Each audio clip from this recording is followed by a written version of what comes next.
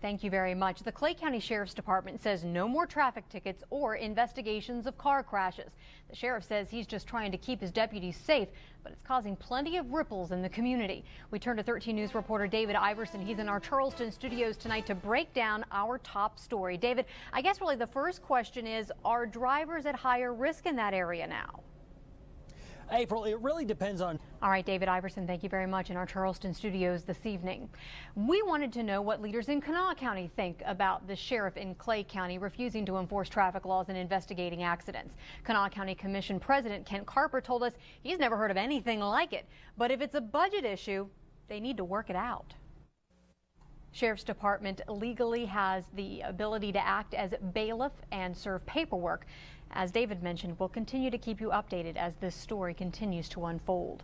New details tonight about that triple murder in Logan County. According to the Logan County Sheriff's Department, a car crash on Sunday morning has now been linked to that crime. Clarence and Michelle Bell and Paul Gerald were shot execution style. Family members of the victim say Trevor Tomlin was also shot and drove away. He was involved in a car crash in Big Creek, but later died at CAMC General Hospital. Tomlin's a suspect in these murders. He was found in one of the victim's cars with prescription medications and a large amount of money. Now to the storm that spared some of us, as Ari mentioned, and slammed others this weekend. We want to show you the scene on the West Virginia Turnpike in Raleigh County this morning. Two tractor trailers collided, then caught fire. Emergency dispatchers say one truck rear-ended the other. It happened at about 5:45 on I-77 in the southbound lanes near Tamarack. When we first got here, we had some pretty high flames. We had extremely heavy black smoke. It's not very common that we receive an accident where the vehicles actually do catch fire. It's always possible. This just happened to be one of those times. That weather's nasty out there. Officials with the Bradley Prosperity Fire Department say the tractor trailers were both totaled, and you can tell by that video, no surprise. More than 60,000 people, meanwhile, are still without power in West Virginia and Virginia after yesterday's storm. Reps with the American Power Company say it peaked at about last night, 66,000 customers in the dark. Some of those outages have been restored, but then just this morning, more outages as a result of all the melting snow. The areas most affected include Mercer and Raleigh counties. AEP has called in additional crews to help out. 3 people are in the hospital after a 2-car crash in Huntington. It happened at about 2 o'clock this afternoon at the intersection of 9th Avenue and 5th Street. The 2 vehicles collided, flipping the maroon GMC over on its top. The driver of that vehicle had to be cut out by firefighters and was taken to the hospital. There were 2 people in the black Ford. They were also taken to a nearby hospital. Investigators say they haven't determined exactly yet how this accident happened. Huntington's financial troubles, they're nothing new, but the mayor says he needs something new from residents to dig the city out of debt. 13 News reporter John Griffith hit the streets today and has some reaction on the mayor's latest proposal. Members of City Council have called an emergency meeting on Thursday to talk about the mayor's idea. Councilman Jim Insko says 9 of the 11 members are opposed to raising the city's user fee. Continuing coverage now, West Virginia's congressional delegation got a big thank you from the state's National Guard. The chief of the National Guard for the nation now sits on the Joint Chiefs of Staff. The bill was called the Guardians of Freedom Act. It was sponsored by Congressman Nick Rahall in the House and Senator Jay Rockefeller in the U.S. Senate. Rockefeller says National Guard members stand side by side with active duty members, and they deserve an equal voice in military matters. You know, we've been doing this since the beginning. All we're asking for is somebody to listen to us, because we can do things cost effectively and we can do things timely, and we're a multi-mission force. Not only can we fight the nation's wars, but we can save our fellow citizens. That was Adjutant General Major James Hoyer from West Virginia. The congressional delegation began its day by taking a tour of the former Memorial Tunnel. It's now being used to train first responders and military personnel for possible terror attacks.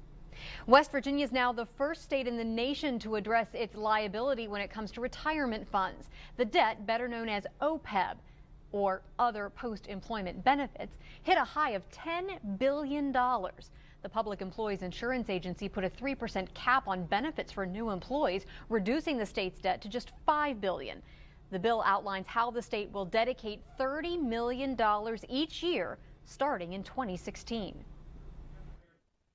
We are now confident in saying that we will be able to afford the health care benefits that our retirees will have. For new employees coming in line, we put in a new trust fund to assist them in helping those employees at some future date with their health care costs.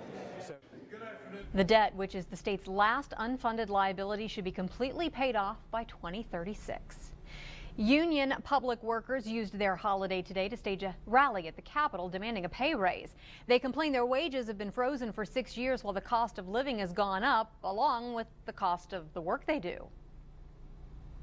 Continue to organize around the state. We're going around the state, and we need to get the message out to all workers that they need to unite and join this union and participate in the struggle if we want justice done on the job.